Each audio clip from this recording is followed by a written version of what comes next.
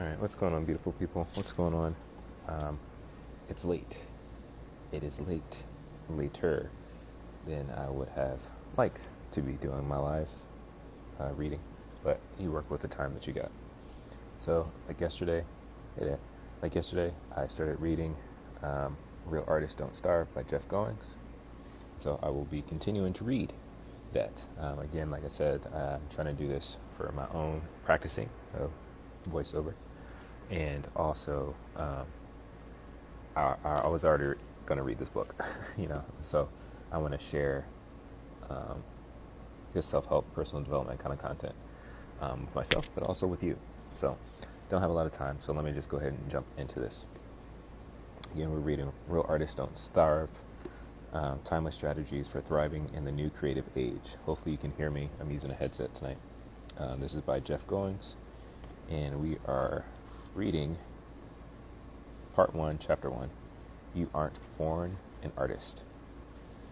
Alright, let's see where we're at. Alright. Being a starving artist is a choice, not a necessary condition of doing creative work. Part 1, Mindset. We first approach our art not with our hands, but with our minds. We all develop thought patterns and limiting beliefs that prohibit us from being where we want to be in life, and creative work is no exception. Here, we attack those obstacles head-on, adopting new ways of thinking so that we can stop starving and start creating. We must master our mindset. Chapter 1. You aren't born an artist. The starving artist believes you must be born an artist. The thriving artist knows you must become one. I had been my whole life a belle, and never knew it until at that moment I was lifted and struck. Annie Dillard. Adrian Cardenas grew up in Miami, Florida, as the son of Cuban immigrants. Fleeing the rule of Fidel Castro, the Cardenas family escaped to America, where their son took up the most American of sports, baseball. Soon, Adrian learned he was good at the game, and his talent grew into a dream, which became his ticket to a whole new life. It was an organic process, learning to play. There is this call and response that goes on, he recalled. The next step is to play in this league. Do people want you? Yes, sure. So then you're playing in that league. Following that call and response, Adrian advanced in the game, playing all the way through school. In 2006, he won the Baseball American High School Player of the Year award and was drafted out of high school by the Phillies. In 2012, he went to play for the Chicago Cubs, and that was the year that changed everything. In the majors, Adrian was in the best shape of his life, making more money than he or his immigrant parents ever could have dreamed, building a career based on the rules we know all too well.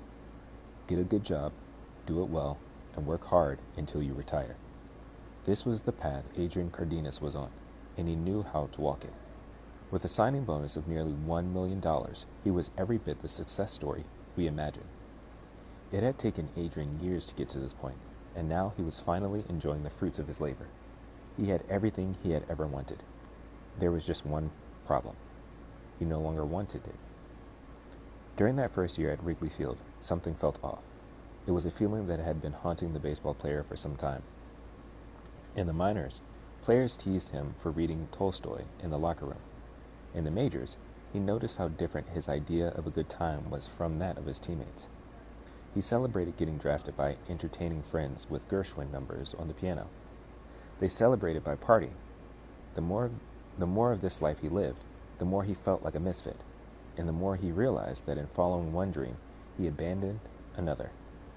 When Adrian was a child, his parents insisted on piano lessons in hopes that he might one day attend the Juilliard School in New York. He had long loved the craft of writing and was a devout reader. But those interests now seemed like the dreams of a distant past. Still, he couldn't shake the feeling that maybe he was supposed to do something with these urges and interests. As the pieces of a new story began to knit themselves together, Adrian realized he ended up somewhere he didn't belong. Despite achieving everything he thought he wanted, it was time for a new dream. It wasn't too late to quit, start over, and reimagine his life, was it? In 2012, the same year he played his first game in the major leagues, Adrian Cardenas left baseball to tell stories. When things seemed stable and sure for the young athlete, he decided to reinvent himself altogether, which was the scariest but best thing he could have done. The rule of recreation. Sometimes in life, the script we're given no longer fits the story we want to live. We realize the rules we were following were assigned by someone who did not have our best interests in mind, and now we must do something about it. Whether we changed our minds or realized the path we were on wasn't leading where we thought, we all have a choice about who we become. We can go in the direction of what is expected of us, or we can enter a world of possibility and reimagine our future. Now we come to the first rule of the new Renaissance. I call this the rule of recreation, which says that you are not born an artist, you become one. At any point in your story, you are free to reimagine the narrative you are living. You can become the person you want to be, even if that means adopting an entirely new identity, or a very old one. This is the moment of decision, when who you are and what you want meet. When we find ourselves here, we must be careful of what we do next, because it could send us down one of two very different paths. This was where Adrian Cardenas found himself, when he came to terms with the fact that he had dedicated much of his life to a game he no longer wanted to play. To begin a new journey, he had to let go of what was expected of him. You are not born an artist, you become one. As a Cuban American, Adrian was used to feeling caught between two worlds. He was never quite American enough for America, and never quite Cuban enough for Cuba. Similarly, he long loved the game of baseball, but also loved telling stories. And the more he played professional ball, the more irreconcilable these two worlds felt. Just as his parents had taken a risk in leaving Cuba to reboot their lives, he was caught in a similar tension. If he continued playing baseball, he knew he'd have to dedicate himself to the game, which he wasn't sure he wanted to do. It had gotten to the point where he had to work so hard just to maintain the mechanics of his swing and fielding that it no longer felt meaningful to him. It's great to do these things, and then be able to feel confident enough to play for 45,000 people, he said. But you ask yourself, so what? Why does this matter? When he weighed the options, Adrian realized if he were to continue playing the game, he might never be able to tell the story of his parents' immigration from Cuba, and that scared him more than the possibility of leaving the majors. It was a difficult choice, because he loved the game, but this was a moment of clarity when he knew there were costs on either side, and, in the end, art beat baseball. As crazy as it sounds, it was easier for Adrian Cardenas to play Major League Baseball than it was for him to sit down and write a story. There's something very satisfying about wrestling with this thing that's much more raw and visceral, he said. It's equally as hard and challenging as baseball, but much more rewarding. Shortly after leaving the game, Adrian joined his father on a trip to Cuba, where Juan Cardenas showed his son the locations of multiple escape attempts, as well as the route that finally helped him flee the island. In many ways, the two stories parallel each other. Both generations of men found themselves in seemingly inescapable situations. One was an oppressive regime, the other a golden handcuffs situation. For both, they were told by peers that they should comply. Juan was a poet whose poems had gotten him in trouble with the state, and Adrian was an artist whose musings had estranged him from fellow ballplayers. Both men had to do something daring, with everyone around them saying it couldn't be done. But once they decided to follow a new set of rules, they were able to live and tell a whole new story with their lives. After the trip, Adrian published a series of articles about the experience, sharing his father's escape story. With bylines in the New Yorker and on CNN.com, as well as a feature in the New York Times, the former baseball player is now realizing his dream of telling stories for a living. It took a daring effort to reinvent the person he was becoming, but in the end, it was worth it. I like that. Those emojis, that's good stuff. Benefits of breaking the rules. If we want to become artists, we are going to have to break some rules. We cannot do just what is expected of us. At some point, we must break away from the status quo and forge a new path. As it turns out, this is how creativity works best. The famous psychologist Paul Torrance grew up on a farm in Georgia. One of his first jobs was working at a military academy where he saw how students with high energy and a lot of ideas were labeled as deviant. Something about that bothered him, so he began exploring the connection between misfit behavior and creative potential. Thus began a lifelong study that would help launch a brand new field of psychology. Torrance believed creativity could exist in all areas of life, and that anyone could be creative.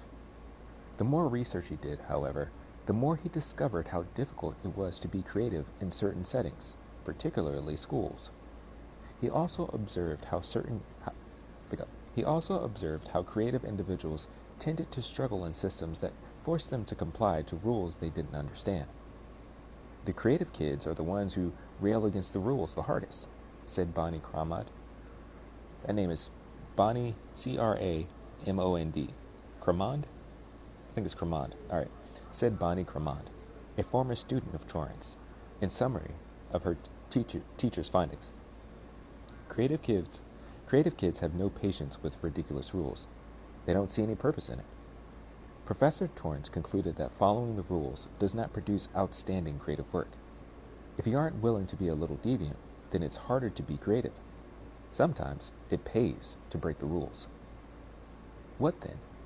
What then does this mean for us in our quest to share our art with the world? There is this idea that artists are born, not made. The muse kisses you on your forehead at birth, and you spend the rest of your life creating magnificent work.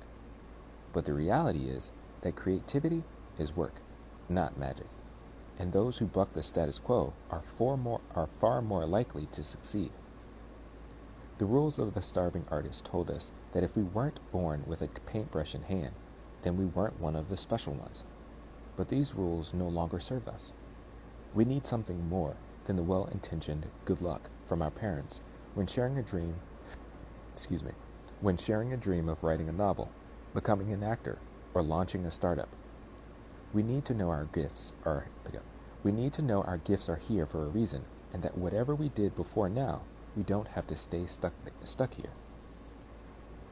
When Adrian Cardenas left baseball, he was breaking a rule. The rule that says you have to do what you've always done, that you can't change things mid-career and do something else. After all, when you have a good thing going, you can't just walk away from it, right? But 1 year into a career where players make a minimum of $500,000 a year, the young athlete quit baseball to become an artist, which illustrates an important lesson. Before you can create great art, you first have to create yourself. Recreating yourself means letting go of who you were before and accepting a new identity. It means walking away from what people said you should be in exchange for something better. Inevitably, this means we have to break some rules. Maybe they are even the rules of our parents or of society. Maybe they are the rules we gave ourselves. Wherever they may come from, these rules tend to say the same things. You can never do that. And who are you to think such things? We assume where we are in life is where we must remain, but the creative life is a process of possibility, of reimagining what could be. And so we find ourselves on the cusp of transformation. The question to ask ourselves is, are we willing to become our true selves? Who do you think you are? All his life, Michelangelo was told he had been born into a noble family. This belief guided his understanding of himself, fueling his ambition to become a successful artist. Wherever he went, he was the disenfranchised aristocrat, eager to restore his family name to honor. He knew that if he were going to make it as an artist, he was going to have to make a living, and if he were going to do that, then people were going to need to take him seriously. Before you can create great art, you first have to create yourself. I'm just reading the little... All right.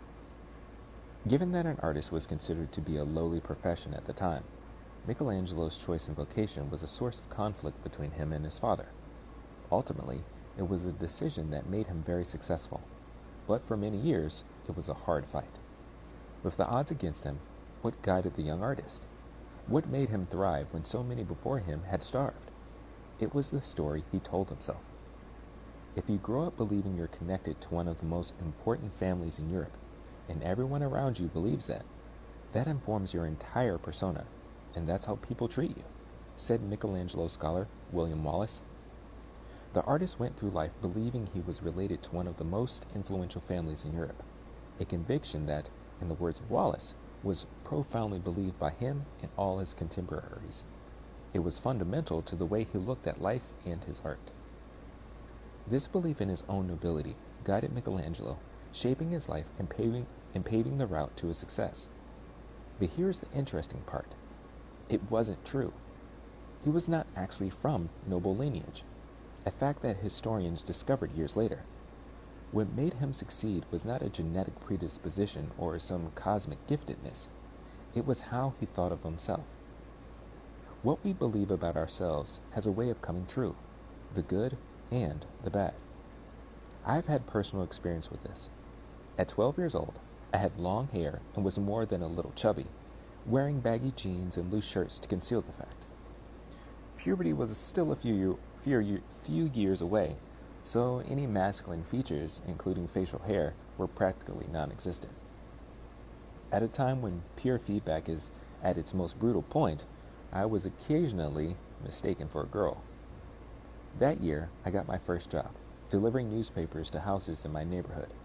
After a month on the job, I went door to door collecting dues and met one of my clients, an older gentleman who was retired. As he paid me for a month's worth of work, plus a generous tip, he remarked, "Well, aren't you an enterprising young lady? I have no doubt you're going to be a very successful entrepreneur one day." As I stood there, staring at him blankly, he placed several crisp dollar bills in my hand, smiled, and closed the door. In the moment of mistaken identity, I was too embarrassed to correct him, and I felt even more awkward doing so afterwards, so I just learned to live with it. Taking the less rocky path, I embraced my new identity as a female, letting the young lady comments slide. It seemed easier that way. After all, how often did I really have to see this guy? Once a month to collect dues? I could probably live with that. Plus, the money was good. Over time, though, his comments started to wear on me. After all, is there anything worse for an adolescent boy than to be called a girl? It unnerved me, the fact that he believed something about me that wasn't true. Living in what Thomas Merton calls the false self, we fall out of alignment with who we are, and I can tell you from experience, there is no greater pain than living a lie when the truth is buried deep inside of you. That was my timer. I'm going to finish this section so that we can have a good starting point for tomorrow. All right. Unable to face the man and tired of delivering papers in the onslaught of Illinois winters, I quit the job. Avoiding the issue seemed the easiest path. Unfortunately, this kind of thing kept happening throughout my adolescence and early adulthood. It took a long time for me to realize I didn't have to assume the identity other people gave me. I could be who I truly was, maybe even change that if I wanted.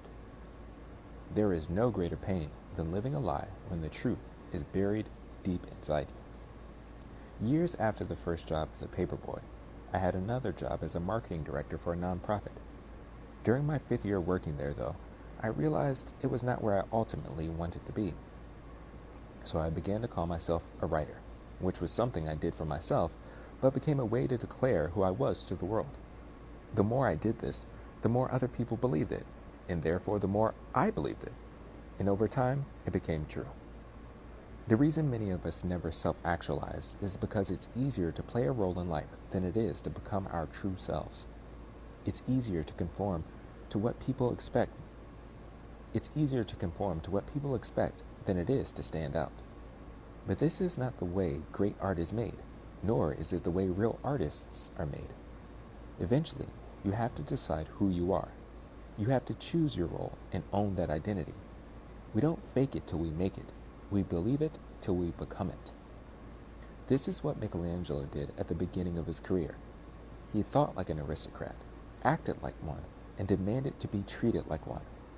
By the time the artist died, he was just that, an aristocratic artist whose family name had reached an unprecedented place of prominence. His self-constructed identity gave him, in the words of William Wallace, a real destiny and purpose in life that was more than just being an artist and making money. He felt like he was building for his family for the future. And because he believed it, he did it. All right. That's enough for today. Real Artists Don't Starve by Jeff Goins. We will continue with Chapter 1 tomorrow whenever I hop on live. Thank you for watching. Thank you. I appreciate it. Let me know if you have any tips or anything like that. Leave comments. Please let me know you can hear me. I really hope you can hear me. But thank you. Thank you, Marcus, for tuning in. And everybody have a good night. Stay safe. And I'll talk to you later. Peace.